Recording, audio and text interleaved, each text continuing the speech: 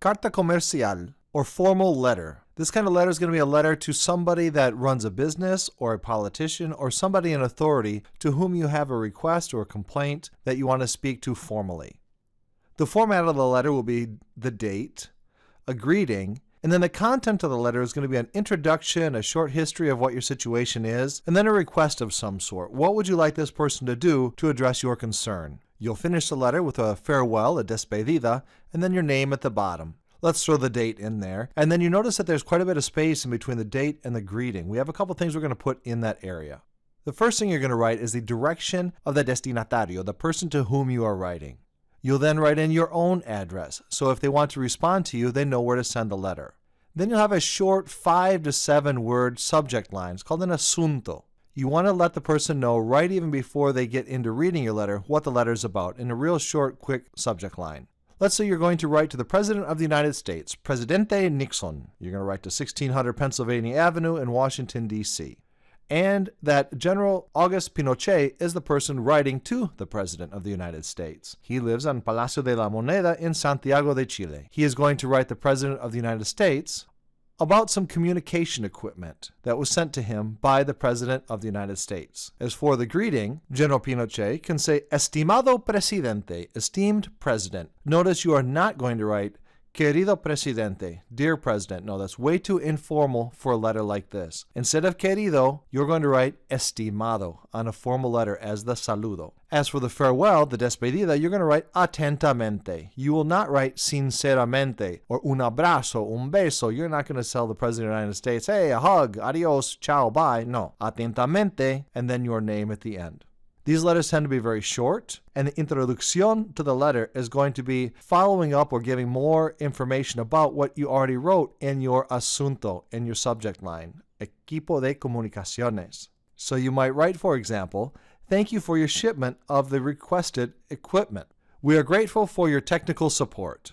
You may continue to fill out this paragraph by letting them know how the communication equipment was used, when it arrived, how it benefited you in some way. Remember, this is going to end with another petition for something else or more of what was already asked, so you want the person to know how they've already served you and what your story is in regard to what you're writing about. So thank you for the shipment of the requested equipment. We are very appreciative of your technical support.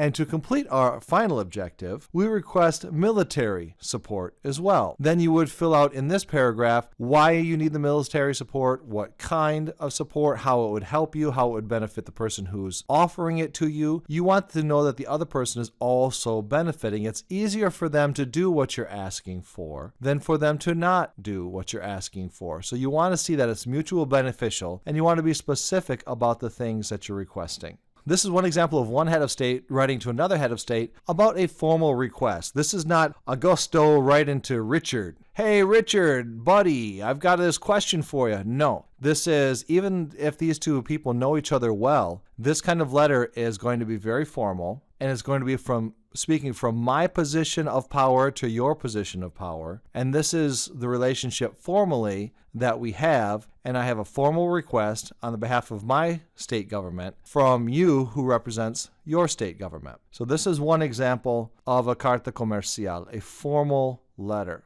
These are the elements of that letter: the date, the address of the person you're writing to, the person writing the letter, the subject line, a greeting, an introduction, and then another request, and then quickly get out. You've said your piece. They know why you're writing. They know what they can do to make you happy or not make you happy, and then send your greetings, your farewells, and your name. Let's look at another example of a person writing to a company. Let's say the date is the 14th of January, 2004. The company receiving the letter is Walmex. This is Walmart in Mexico. They're stationed in Bentonville, Arkansas. And the person, Elda Pineda, she has a request of the leadership of Walmart. She's going to let you know what that request is. Right away, bam, right at that asunto on that subject line. The bad quality of alfalfa in store number 19, which is called the Bodega Aurrera. The person opening this letter is going to know right away that there's a customer complaining about the vegetables in store number 19. That's something they may want to look at. The greeting could be, Estimados señores, dear sirs, or muy señores míos, to whom it may concern. Let's stick with estimados señores. And for her introduction, Elda might say, I bought a bag of alfalfa. Upon opening the bag, I noticed that the alfalfa was rotten. I request that you reimburse me the money for the alfalfa. Or, I request that you replace what I bought with new alfalfa. Typically, those are the two things that customers are going to be asking for when they write to a business. So you're pretty much going to ask for a replacement or reimbursement. And this is another way to word that. Por favor, envíeme el reembolso o el reemplazo a la dirección anterior. Please send me the reimbursement or the replacement to the above address. They might also want to say a time frame that they're expecting you to respond. Cuanto antes is as soon as possible. Please send me the reimbursement or the replacement as soon as possible. O lo antes posible. Same thing, as soon as possible.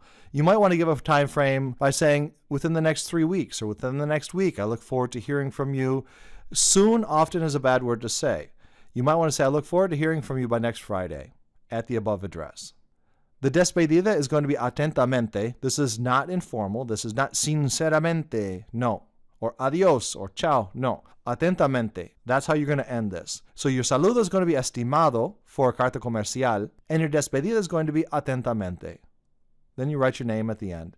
Elda Pineda is going to write a letter that's longer than 2 sentences, but in that first sentence, she's going to say very straightforwardly, I bought some alfalfa at this store and it was rotten. And she might want to include in that first paragraph, I talked to manager named so-and-so on this date, and this was the situation of purchasing this. So she might want to give 3 or 4 sentences explaining the situation of how she bought that. And then the second paragraph might be 3 or 4 sentences of what she expects. If you did for her, she would be happy and she would be willing to, continue to shop at your store and tell other people that you have a great place, a great business, and that other people should also shop there. So that's ultimately what the company wants. They want a happy customer who's out there telling everyone else that they should go to that store too because their alfalfa is fantastic, not that they shouldn't go because it's spoiled. So these letters are going to be very short.